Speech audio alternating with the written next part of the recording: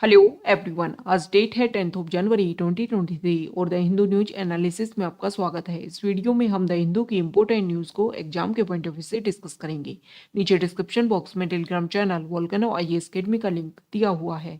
आप Telegram channel Volcano IAS academy के साथ में जुड़ सकते हैं। वहाँ पर हर exam means UPSC, state PCS and other exams के पॉइंट ऑफ व्यू से काफ़ी इंपॉर्टेंट इन्फॉर्मेशन आप सभी के साथ में शेयर की जाती है। तो चलो स्टार्ट करते हैं। वीडियो को स्टार्ट करेंगे एक ज्योग्राफिकल मैप क्वेश्चन के साथ में। और आज आपका क्वेश्चन ये है कि अंगुइला आइलैंड रीजन को आपको मैप में व्यू करना है, फिर इससे रिलेटेड हर इंपॉर्टेंट फैक्ट्स को एंड इंफॉर्मेशन को कमेंट बॉक्स में टाइप करना है। कल हमने आपसे क्वेश्चन पूछा था पेंटानल रीजन को लेकर के। तो पेंटानल रीजन को अगर हम मैप में व्यू करें, पेंटानल रीजन वर्ल्ड के लार्जेस्ट वेटलैंड एरिया के रूप में साउथ अमेरिका कॉन्टिनेंट का जो लार्जेस्ट कंट्री है ब्राज़ील कंट्री, वहाँ पर लोकेटेड है। लेकिन इस पेंटानल रीजन का कुछ पार्ट जो है वो साउथ अमेरिका कॉन्टिनेंट के टू लैंडलॉक कंट्रीज हैं, बोलिविया एंड प्रागवे, इनमें भी एक्सटेंडेड है। प्रागवे रिवर और उसकी जो ट्रिब्यूटरीज हैं वो इस पेंटानल रीजन को फेटअप करती है। एप्पल स्नेल जो है वो यहाँ की कीस्टोन स्पीसीज है। और जो ब्राजीलियन साइंटिस्ट हैं उन्होंने इस एरिया को लेकर के, पेंटानल वेटलैंड एरिया को लेकर के क्लेम किया है कि यहाँ पर कोलैप्स के जो साइन है वो शो हो रहे हैं, तो इसलिए इस एरिया को हमें प्रोटेक्ट करने की ज़रूरत है। तो ये पेंटानल रीजन का, पेंटानल वेटलैंड एरिया की जो लोकेशन है वो आपके लिए इंपॉर्टेंट हो जाती है, वो आपको ध्यान में रखनी है। द हिंदू को अगर हम डिस्कस करें तो फर्स्ट इंपॉर्टेंट न्यूज़ है द हिंदू के फ्रंट पेज पर। और यहाँ पर ब्राज़ील कंट्री, इसकी लोकेशन को अभी हमने व्यू किया, साउथ अमेरिका कॉन्टिनेंट में जो लार्जेस्ट कंट्री के रूप में एग्जिस्ट करता है। वहाँ पर लास्ट ईयर 2022 में प्रेसिडेंट के इलेक्शन होते हैं अक्टूबर 2022 में। और वहाँ पर मिस्टर लूला जो है उनको प्रेसिडेंट बना दिया जाता है। लोगों ने उनको वोट दिए, वो जीत जाते हैं। लेकिन जो वहाँ के फॉर्मर प्रेसिडेंट है मिस्टर बोल्सोनारो, उनके जो सपोर्टर्स हैं, उन्होंने वहाँ की जो पार्लियामेंट है, जुडिशरी है, वहाँ पर इकट्ठे होकर के एक तरीके से प्रोटेस्ट किया। और यहाँ पर हमारे जो प्राइम मिनिस्टर हैं, इंडिया के जो प्राइम मिनिस्टर हैं, उन्होंने इंपॉर्टेंट बात बोली कि देखो, जो भी हमारी डेमोक्रेटिक ट्रेडिशन है कि जिस तरीके से वोटिंग राइट्स दिए हुए हैं पॉपुलेशन को, उनको यूज़ करते हुए उन लोगों ने जिताया है किसी पर्सन को, किसी पार्टी को, तो हमें उसको सपोर्ट करना चाहिए। और जो भी हमारी डेमोक्रेटिक ट्रेडिशन है उनको हमें फॉलो करना चाहिए, उनकी रिस्पेक्ट हमें करनी चाहिए। देखो, ये सेम इंसिडेंट वैसा ही है जैसा 2020 में यूएस में जब प्रेसिडेंट के इलेक्शन हुए और वहाँ पर जो फॉर्मर प्रेसिडेंट के सपोर्टर्स हैं वो इसी तरीके से इकट्ठे होकर के उन्होंने प्रोटेस्ट किया था। और एक तरीके से जो भी कैपिटल हिल जो वहाँ पर रीजन है, वहाँ पर ये इशू देखने को मिला था। नेक्स्ट यहाँ पर जो आर्टिकल है, ये तमिलनाडु स्टेट और वहाँ के जो गवर्नर है मिस्टर RN रवि, उनके बीच में क्लैश देखने को मिला है।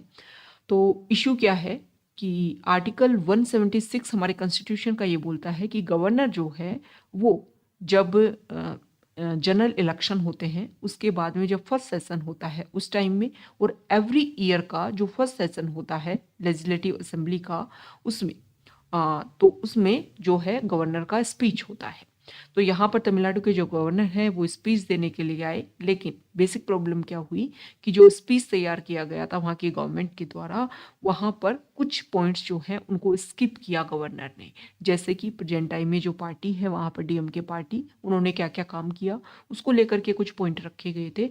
और जो पार्टी है उन्होंने किस तरीके से बेसिक पॉइंट्स को लेकर के, जैसे कि अगर हम बात करें तो सेक्युलरिज्म को लेकर के, साथ ही साथ में और भी अदर पॉइंट्स जो हैं जैसे कि पीस, स्टेबिलिटी, इन सभी को लेकर के जो है वो बेसिक बातें रखी गई थी। और इनको वहाँ के जो गवर्नर हैं उन्होंने इस स्पीच में स्किप किया, जिसको लेकर के यहाँ पर इशू देखने को मिला। और वहाँ के जो गवर्नर हैं वो यहाँ पर लेजिस्लेटिव असेंबली को छोड़ करके चले जाते हैं। ओके, तो देखो, ये जो क्लैश है तमिलनाडु में और वहाँ के जो गवर्नर हैं उनके बीच में काफ़ी लंबे टाइम से देखने को मिल रहा है। तमिलनाडु गवर्नमेंट जो है उनका ये मानना है कि बहुत सारे बिल जो हैं वो गवर्नर के पास में प्रेजेंट टाइम में हैं, जिनको वो एक तरीके से अपनी जो भी उनकी तरफ से अलाउ जो है, मतलब वो अपनी सहमति जो है उन बिल के ऊपर नहीं दे पा रहे हैं, जो एक्ट के रूप में उनको हम इम्प्लीमेंट नहीं कर पा रहे हैं। ओके, कुछ लगभग अबाउट 21 बिल जो हैं वो उनके पास में रिजर्व है, जिनके ऊपर वो अपना जो आंसर है या तो यस करें या नो करें, जिसके बेसिस पर दोबारा से जो एक्ट है, बिल जो है, उसमें कुछ अमेंड करके दोबारा से इंट्रोड्यूस किया जा सके। और बहुत सारी बेसिक जो प्रोविज़न है, बेसिक जो प्रॉब्लम है, वो रेगुलर वहाँ पर कंटिन्यूस तरीके से इम्प्लीमेंट नहीं हो पा रही है, उनको सॉल्व नहीं किया जा पा रहा है, क्योंकि वो बिल जो है वो एक्ट के रूप में कन्वर्ट नहीं हो पा रहे हैं। तो ये क्लैश जो है गवर्नर और स्टेट गवर्नमेंट के बीच में काफ़ी लंबे टाइम से देखने को मिल रहा है। सेम इसी तरीके का इशू जो है वो आप देखोगे, जो हमारा केरला स्टेट है वहाँ पर भी सेम प्रॉब्लम है। तो ये प्रॉब्लम जो है वो गवर्नर की जो पोस्ट है वो एक तरीके से प्रेजेंट टाइम में काफ़ी कन्फ्लिक्टिंग पोस्ट के रूप में सामने आ रही है। तो जीएस पेपर 2 जो है इसके लिए इम्पोर्टेंट हो जाता है गवर्नर, और प्रीलिम्स के पॉइंट ऑफ व्यू से भी इम्पोर्टेंट हो जाता है। तो हमारे कॉन्स्टिट्यूशन जो है उसमें आर्टिकल 153 से 162 के बीच में जो है वो गवर्नर की पावर्स के बीच में गवर्नर का क्या रोल है, इन सभी के बारे में, उसकी क्या रिस्पॉन्सिबिलिटीज़ हैं, इनके बारे में बात की गई है। और प्रेसिडेंट ऑफ इंडिया का जो रोल है वही सेम स्टेट में गवर्नर का रोल होता है। गवर्नर जो है वो ड्यूअल रोल अपना प्ले करता है। एक तो वो स्टेट का कॉन्स्टिट्यूशनल हेड होता है और काउंसिल ऑफ मिनिस्टर्स की जो एडवाइस होती है उसके अकॉर्डिंग काम करता है। दूसरा, यूनियन गवर्नमेंट और स्टेट गवर्नमेंट के बीच में एक लिंक क्रिएट करने की भी कोशिश करता है governor. Okay, next important article है एडिटोरियल पीस पर, और यहाँ पर जो फर्स्ट आर्टिकल है वो सेंसस को लेकर के है, जिसको अभी हम टेक्स्ट पेज पर डिस्कस करेंगे। दोनों आर्टिकल को कंबाइंड फॉर्म में डिस्कस करेंगे, जो बेसिक प्रोविजन है वो सेम है।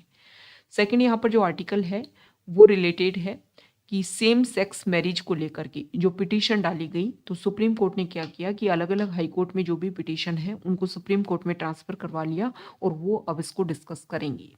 Chief justice DY Chandrachud, justice PS Narasimha and PB JB Pardiwala जो है वो इस केस को लेकर के सुनवाई करेंगे। सबसे पहले उन्होंने सेंट्रल गवर्नमेंट से उनके रिव्यू मांगे हैं कि वो अपने व्यूज़ जो हैं वो प्रोवाइड कीजिए सेम सेक्स मैरिज को लेकर के, क्योंकि बेसिक इशू ये देखने को मिला था कि जो सेंट्रल गवर्नमेंट है उनकी तरफ से डिनाई देखने को मिला था कि सेम सेक्स मैरिज को अलाउ नहीं किया जाना चाहिए। तो यहाँ पर 13 मार्च को जो है इस केस को लेकर के डायरेक्शन देखने को मिल सकती है। उससे पहले 15 फेब तक सेंटर जो है वो अपनी जो भी व्यूज है वो यहाँ पर प्रोवाइड करवाएगा। ओके, तो यहाँ पर देखो स्पेशल मैरिज एक्ट 1954 जो है, जो पिटिशनर्स हैं उन्होंने यहाँ पर फोकस किया है कि 1954 स्पेशल मैरिज एक्ट जो है उसके अंडर हमें अलाउ किया जाना चाहिए। जिस तरीके से एक सिविल मैरिज, जो कपल्स की सिविल मैरिज होती है उनको जिस तरीके से अलाउ किया जाता है, जो अपने पर्सनल लॉ के अंडर मैरी नहीं कर सकते हैं उनको स्पेशल मैरिज एक्ट के अंडर जो है अलाउ किया जाता है। तो सेम तरीके से हमें भी अलाउ किया जाना चाहिए। तो यहाँ पर बोला गया है कि ये पिटीशन जो है इसके लिए दो बेसिक फाउंडेशन जो है वो इन केसेज ने रोल प्ले किया है। एक तो 2017 का जो केस पुट्टा स्वामी केस है जिसमें राइट टू प्राइवेसी कोई फंडामेंटल राइट डिक्लेयर किया गया था, और 2018 का नवदीप जौहर केस जो है जिसमें होमोसेक्सुअलिटी को डिक्रिमिनलाइज डिक्लेयर किया गया था। तो इसी के बेसिस पर जो सेम सेक्स मैरिज है उसके लिए बात की जा रही है। अब देखो जो पिटिशनर हैं उन्होंने हमारे जो फंडामेंटल राइट्स हैं उनके बेसिस पर भी बात रखी है, इन दो केसेस के बेसिस पर, क्योंकि राइट टू प्राइवेसी को फंडामेंटल राइट और जो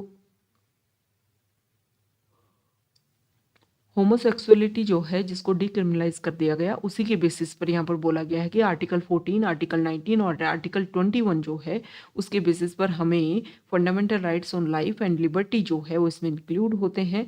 साथ ही साथ में universal declaration of human rights का आर्टिकल 16 जो है वो भी हमारे सपोर्ट में है, ऐसा पिटिशनर ने बात रखी है। और universal declaration of human rights का इंडिया जो है वो सिग्नेटरी है। आर्टिकल 16 क्या बोलता है कि man and women of full age without any limitation due to race, nationality और religion have the right to marry and to found a family. तो आर्टिकल 16 ये बोलता है कि मैन और वीमेन हो उनको बिना किसी हर्डल के जो है वो शादी करना अलाउ है।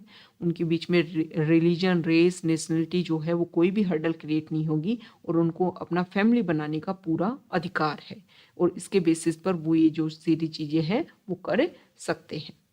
ओके, तो देखो अब यहाँ पर एक बात बोली गई है कि जैसे कि अलग अलग रिलीजन से, अलग अलग कास्ट से जब शादी की जाती है स्पेशल मैरिज एक्ट के अंडर, तो इसमें क्या होता है कि स्पेशल मैरिज एक्ट का 5, 6, 7 जो पार्ट है, सेक्शन जो है वो क्या बोलता है कि पहले प्रायर नोटिस देना होता है कि हमें मैरिज करनी है, मैरिज ऑफिसर को, डिस्ट्रिक्ट का जो मैरिज ऑफिसर होता है उसको प्रायर नोटिस देना होता है।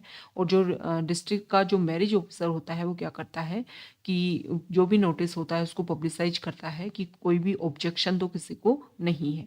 लेकिन पहले क्या देखने को मिला कि इंटर कास्ट मैरिज या इंटरफेथ मैरिज जो है, अगर उसमें इस तरीके का नोटिस पब्लिश होता है तो बहुत बार वायलेंट अपोजिशन जो है वो यहाँ पर देखने को मिला, कम्युनिटी के नाम पर और ओनर के नाम पर। तो 2021 में इलाहाबाद हाई कोर्ट जो है उन्होंने यहाँ पर बोला कि स्पेशल मैरिज एक्ट के अंडर अगर पीपल जो है वो क्या करते हैं, वो शादी करते हैं तो उनका नोटिस जो है वो पब्लिसाइज करने की जरूरत नहीं है।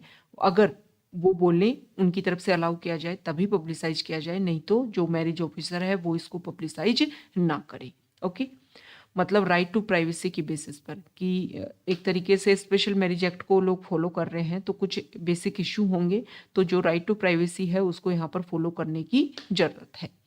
तो यहाँ पर जो LGBTQI एक कम्युनिटी जो है उनका भी ये मानना है कि सेम जो डायरेक्शन है वो सुप्रीम कोर्ट हमारे लिए दे, और अगर हमारे इंडिया में सेम सेक्स मैरिज को अलाउ किया जाता है तो इंडिया पूरे वर्ल्ड के 30 कंट्रीज में शामिल हो जाएगा जहाँ पर अलाउ किया गया है। लेकिन एशिया जो कॉन्टिनेंट है उसमें लीडिंग रोल इंडिया प्ले करेगा, क्योंकि अभी ताइवान जो है उन्होंने सिर्फ लीगलाइज कर रखा है सेम सेक्स मैरिज को। ओके, तो ये कुछ बेसिक बातें हमने रखी, पिटिशनर ने किन किन को बेसिस यहाँ पर बनाया है, ये आपके पॉजिटिव पॉइंट्स हो जाते हैं जब भी कोई आर्टिकल में इस तरीके से जैसे कोई केस चल रहा है तो यहाँ पर मान लो कि गवर्नमेंट जो है वो अपना क्या पॉइंट बना रही है और यहाँ पर जो पिटिशनर जो है वो क्या पॉइंट बनाए हैं। तो पिटिशनर ने जो भी यहाँ पर पॉइंट रखे हैं ना, universal declaration of human rights, article 16 और ये सारी चीज़ें, ये आपके प्लस पॉइंट में आ जाते हैं कि ये इससे मतलब यहाँ पर एग्जिस्टेंस करती है सेम सेक्स मैरिज, तो इसके बेसिस पर अलाउ किया जाना चाहिए। इस तरीके से आप अपने आंसर्स में राइट डाउन कर सकते हो इन बेसिक पॉइंट्स को। और जो केसेस के हमने नाम डिस्कस किए हैं कि ये फाउंडेशन डिक्लेयर करते हैं सेम सेक्स मैरिज के लिए, तो इन सब पॉइंट्स को जो है वो आप ध्यान में रखिए, तभी जा करके आप अपने आंसर में जो एक्स्ट्रा इनपुट देते हो, एक्स्ट्रा फैक्ट देते हो, तो ही वो आपके लिए बेनिफिशियल रहता है। तो नेक्स्ट यहाँ पर जो आर्टिकल है, देखो जो राइटर हैं वो उन्होंने बताया है कि नवंबर 2022 में लगभग 4 साल पहले केस हुआ था। कठुआ जो जगह है वहाँ पर 8 साल की एक बच्ची, उसके साथ में गैंगरेप होता है और फिर उसका मर्डर कर दिया जाता है।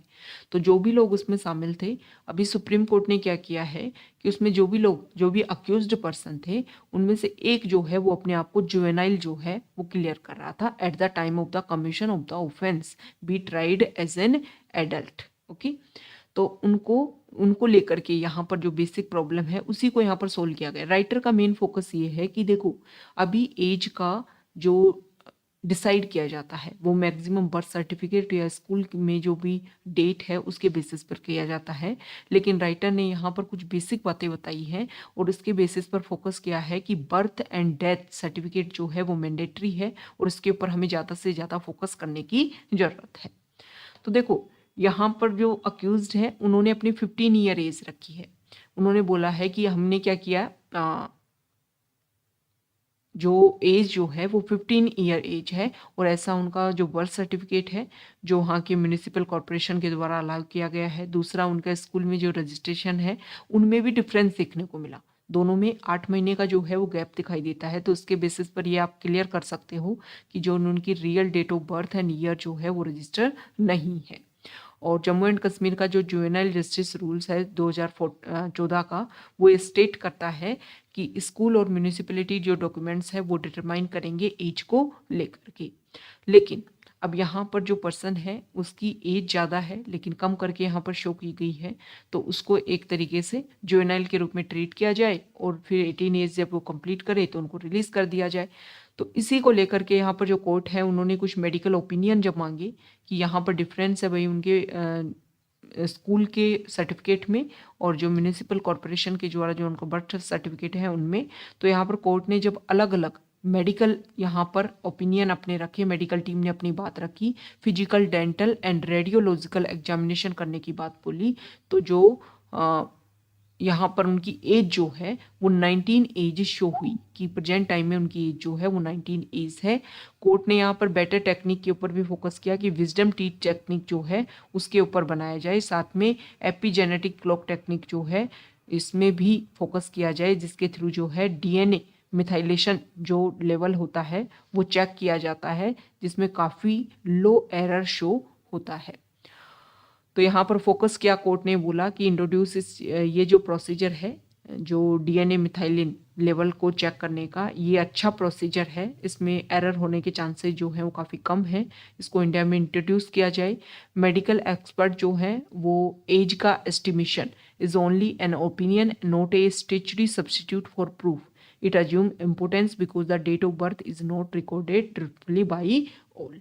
तो देखो ये मेडिकल एक्सपर्ट का जो एस्टिमेशन आता है इसको लेकर के एक ओपिनियन होता है, ये इसको आप प्रूफ के रूप में जो है स्टेचुरी सब्स्टिट्यूट के रूप में इसको नहीं माना जाता है।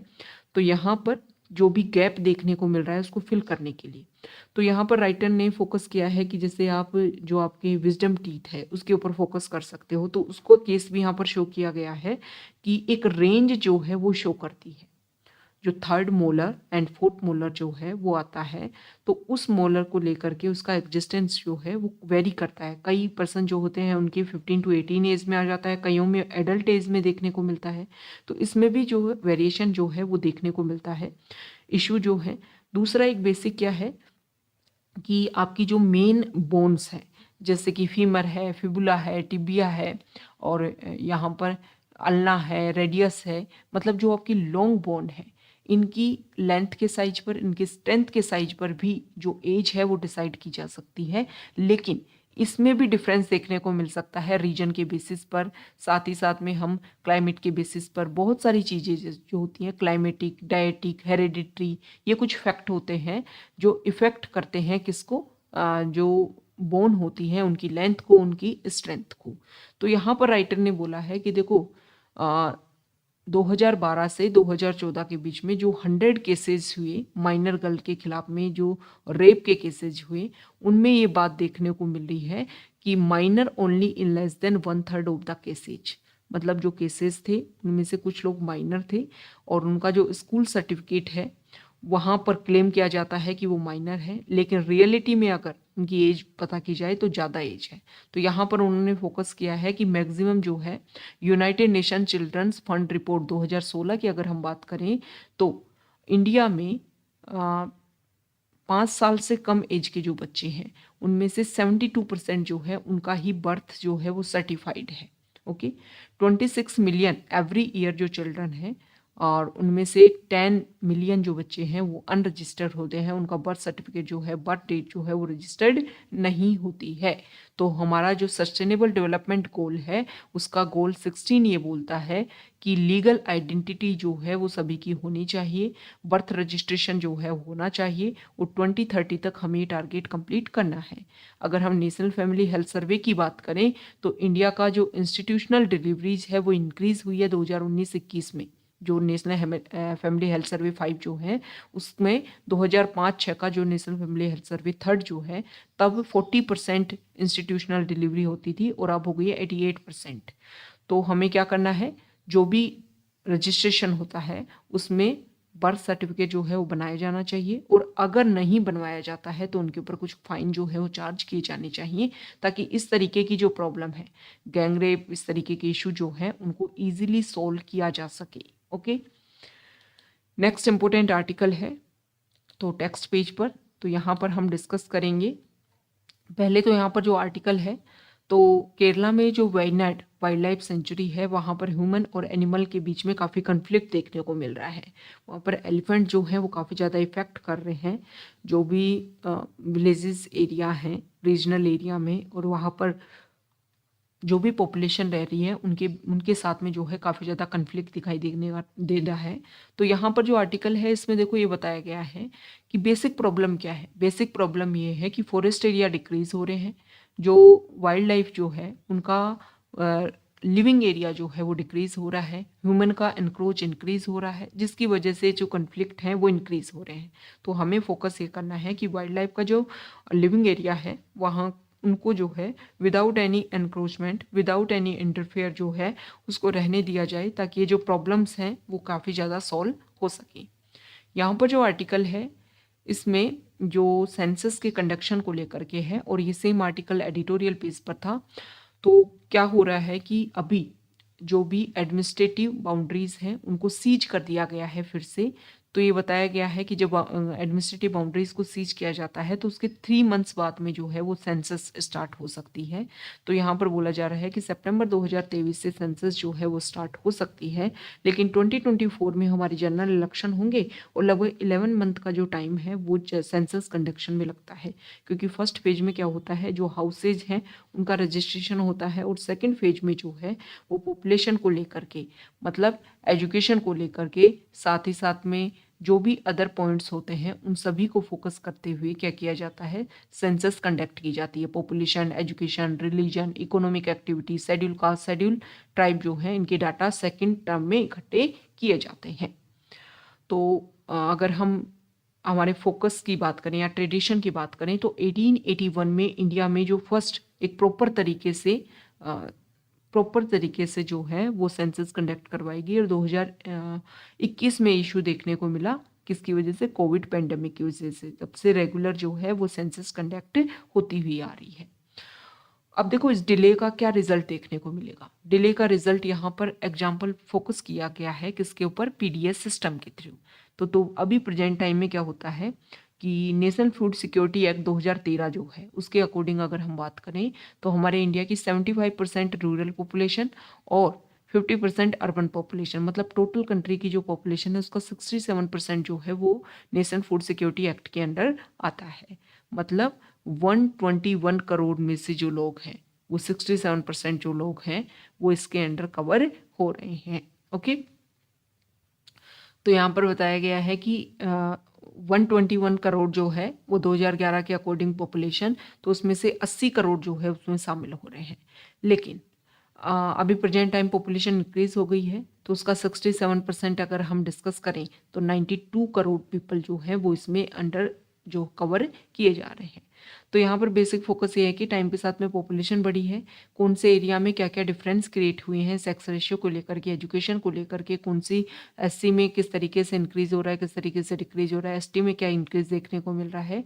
इन सभी के ऊपर जो है वो हमारी गवर्नमेंट की पॉलिसीज़ काफ़ी ज़्यादा एप्लीकेबल होती हैं। इन्हीं डाटाज को ध्यान में रख करके गवर्नमेंट अपनी पॉलिसीज़ को बनाती है। तो पॉपुलेशन को लेकर के जो करेक्ट डाटा है वो हमारे पास में अवेलेबल होने चाहिए, ताकि इन सारे पॉइंट्स के ऊपर हम फोकस कर सकें और जो पॉपुलेशन है उनके अकॉर्डिंग बेस्ट स्ट्रेटजी जो है, बेस्ट पॉलिसी जो है वो बनाई जा सके। नेक्स्ट इम्पोर्टेंट आर्टिकल है, तो यहाँ पर न्यूज़ पेज पर है, और देखो जम्मू एंड कश्मीर जो हमारा यूटी है वहाँ पर जो सीआरपीएफ है वहाँ के जो सिविलियंस हैं उनको ट्रेनिंग प्रोवाइड करेगी, पुंछ और जो राजौरी डिस्ट्रिक्ट है वहाँ पर। तो देखो इस तरीके की जो स्कीम है वो 1995 से स्टार्ट की गई थी, और स्कीम का नाम था VDC, village defence committees.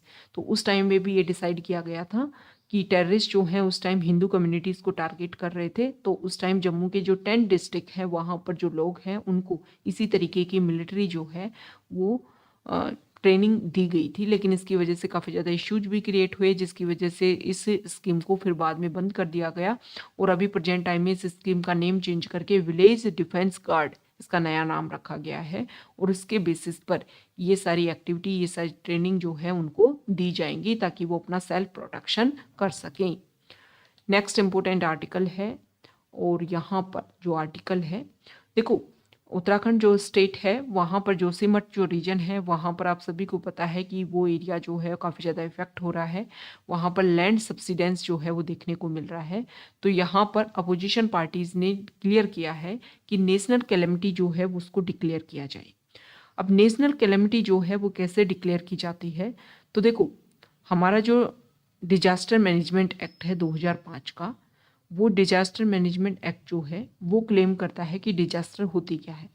Disaster ये होती है कि नेचुरल तरीके से या मैन मेड कोजेज की वजह से अगर कहीं पर किसी एरिया में कोई मिसैप, कैलेमिटी या कैटेस्ट्रोफ डिक्लेयर हो जाए और इसकी वजह से जो भी वहाँ पर पॉपुलेशन है उसका 1/3 से ज़्यादा अगर इफेक्ट होए, प्रॉपर्टी डैमेज होने लग जाए, साथ ही साथ में एनवायरमेंटल डिग्रेडेशन जो है वो देखने को मिले, तो इस तरीके का जो डैमेज है उसको एक तरीके से कैलेमिटी जो है वो डिक्लेयर की जाती है।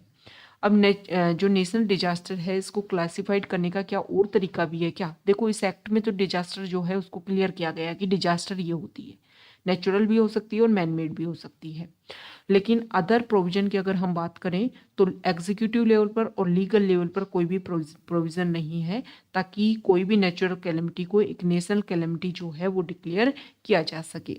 देखो 2001 में एक नेशनल कमेटी जो है वो बनाई गई और उसमें बोला गया था कि नेशनल कैलेमिटी जो होती है उसको पैरामीटर जो है वो डिसाइड किए जाने चाहिए, लेकिन कमेटी ने कोई भी अपना फिक्स क्राइटेरिया जो है वो यहाँ पर नहीं दिया। जो हमारा 10th फाइनेंस कमीशन था 1995 से 2000 के बीच में, उन्होंने एक प्रपोजल दिया था कि जो डिजास्टर जो है उसको आप नेशनल कैलेमिटी जो है वो डिक्लेयर कर सकते हो अगर वहाँ पर आपको रेयरेस्ट सिवियरिटी जो है वो देखने को मिले।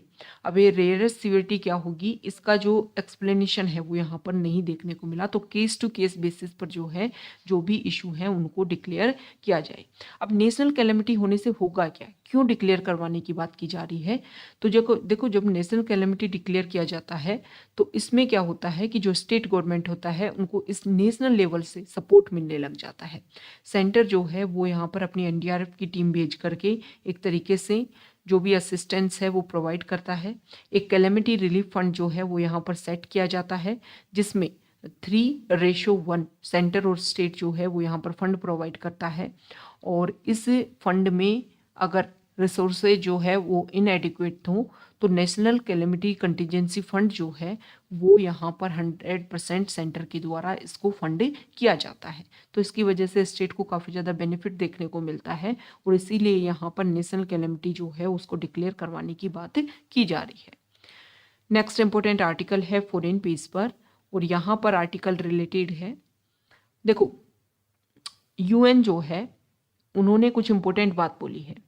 यूएन ने क्लियर किया है कि जो ओजोन लेयर है, हमने ये देखा था और बार बार आपने देखा होगा कि ओजोन लेयर जो है उसमें होल दिखाई दे रहा है। होल का मतलब ये नहीं है कि होल हो गया है लेयर के अंदर, जैसे आपके पास में कोई पेपर है या फिर कोई क्लॉथ है उसमें आपने होल कर दिया, इस तरीके का होल नहीं, मतलब उसकी जो थिकनेस है ओजोन लेयर की वो कम हो गई है किसी एरिया में। तो यहाँ पर यूएन ने कुछ डाटा रखे हैं कि टाइम के साथ में जो ओजोन लेयर है वो हील हो रही है और अंटार्कटिका के ऊपर जो है जो इश्यू देखने को मिल रहा था, जो वहाँ की जो लेयर है वो थिन हो गई थी, वो दोबारा से अपने आप को हील कर रही है और सेम प्रोसीजर जो है वो दोबारा से एग्जिस्टेंस में आ जाएगा। काफ़ी ज़्यादा बेटर तरीके से जो भी सब्सटेंस है वो वर्क कर रहे हैं। तो ओजोन लेयर को हम व्यू करेंगे मैप में और यहाँ पर हम समझेंगे कि एटमॉस्फेयर की जो लेयर है वो किस तरीके से, देखो ये हमारी अर्थ है और इस तरीके से एटमॉस्फेयर की जो लेयर है वो हमें कवर किए हुए हैं, ट्रोपोस्फियर, स्ट्रेटोस्फियर और यहाँ पर मिजोस्फियर, थर्मोस्फियर एंड एक्जोस्फियर। तो यहाँ पर आती है ये है ओजोन लेयर। ओजोन लेयर जो है वो हमें प्रोटेक्ट करती है। सन की जो रेज आती हैं वो हमारी अर्थ पर इस तरीके से आती हैं, तो यहाँ पर जो अल्ट्रा वायलेट रेज आती हैं उनको यहाँ पर एंटर करने से रोकता है। अल्ट्रा वायलेट रेज जो है वो हमें कैंसर से बचाती हैं, मतलब अल्ट्रा वायलेट रेज को अगर हम यहाँ पर एंटर नहीं होने देते हैं तो ये इनकी वजह से कैंसर होता है, तो मतलब ओजोन लेयर जो है वो हमें कैंसर से बचाती है। ओके, अब जैसे ओजोन लेयर की जो थिकनेस है वो कम हो जाएगी तो अल्ट्रावायलेट रेज जो है वो एंटर करने लग जाएंगे, जिसकी वजह से कैंसर के केसेस जो हैं वो काफ़ी ज़्यादा बढ़ जाएंगे। ओके, तो इस तरीके से ये जो ओजोन लेयर है वो काफ़ी ज़्यादा इंपॉर्टेंट है, लेकिन टाइम के साथ में पोल्यूशन इंक्रीज होने की वजह से और क्लोरोफ्लोरोकार्बन का काफ़ी ज़्यादा यूज़ किया गया, क्योंकि जो भी रेफ्रिजरेटर और जो एसी जो है इनका ज़्यादा यूज़ जिस तरीके से होने लगा है तो इनमें इनका एमिशन होता है और ये एमिशन जो है वो ओजोन लेयर को काफ़ी ज़्यादा इफेक्ट करते हैं, जिसकी वजह से जो प्रॉब्लम है, इसीलिए इस तरीके के अल्टरनेशन के ऊपर या इस तरीके के पॉइंट्स के ऊपर फोकस किया जाता है कि हम जो भी प्रेजेंट टाइम में प्रोडक्ट्स यूज करते हैं उनका एक तरीके से अल्टरनेट होना चाहिए ताकि जो हमारी नेचर है उसको हम प्रोटेक्ट कर सकें और वो हमारे लिए एक इम्पोर्टेंट रोल प्ले कर सके।